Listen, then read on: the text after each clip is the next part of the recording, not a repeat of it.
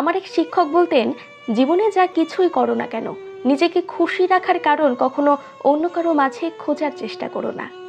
কখনো কারো ওপর এত এক্সট্রিম লেভেলের নির্ভরশীল হবে না যাতে তোমার এক্সপেকটেশন পূরণ না হলে মন ছোট হয়, বিশেষ করে মানসিকভাবে।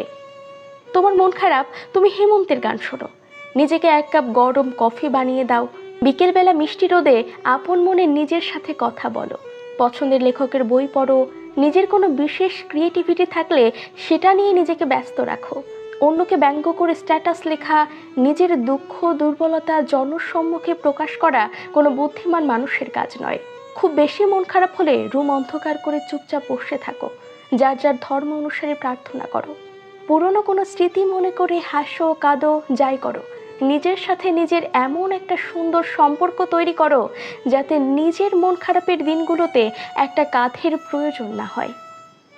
যদি কোনো কাজে সফল হও, নিজেকে ট্রিট দাও। যদি অকৃতকার্য হও, নিজের সাথে অভিমান করো। নিজের সাথে প্রতিজ্ঞাবদ্ধ হও, তবে অন্য কারো চোখে নিজের পারফেকশন খোঁজার চেষ্টা করো না। অন্যের চোখে তোমার ত্রুটিগুলোর মাঝে যখন তোমার গুণগুলোকে খুঁজে পাবে না, তুমি কষ্ট পাবে। রেস্টুরেন্টে একা বসে খাওয়াটাকে নর্মালাইজ করতে হবে। পার্কে নিজের সাথে সময় কাটাতে চাওয়াকে হাস্যকর কেন মনে হবে?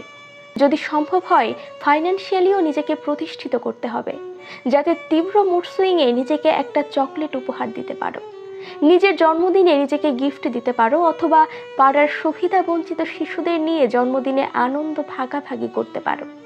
নিজের পছন্দের ড্রেসটা টাকা জমিয়ে হলেও নিজের জন্য কিনতে পারো। মাঝে মাঝে নিজেকে ফুল দিবে, ঘরের এক কোণায় ফুল থাকবে, সুন্দর একটা গন্ধ ছড়াবে, মন আপনা আপনি ভালো হয়ে যাবে। সবাইকে খুশি রাখা তোমার দায়িত্ব না। দুনিয়ার কারো পক্ষেই সবাইকে খুশি করা সম্ভব না।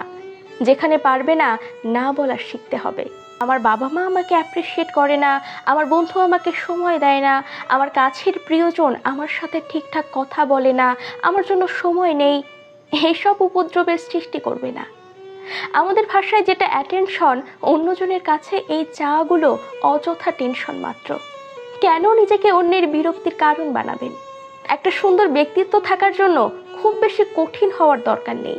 শুধু নিজেকে এতটুকু ভালোবাসলেই হবে যাতে অন্যের চোখে নিজের জন্য ভালোবাসা খোঁজার প্রয়োজন না হয়। বর্তমান এই চতুর্থ শিল্প বিপ্লবের যুগে মানুষের মন প্লাস্টিকের মতোই, কখন জানি রূপ বদলায়, কারণে বদলায়, অকারণে বদলায়। তাই মনে হয় নিজের মধ্যে নিজেকে সীমাবদ্ধ রাখা তুলনামূলক ভালো।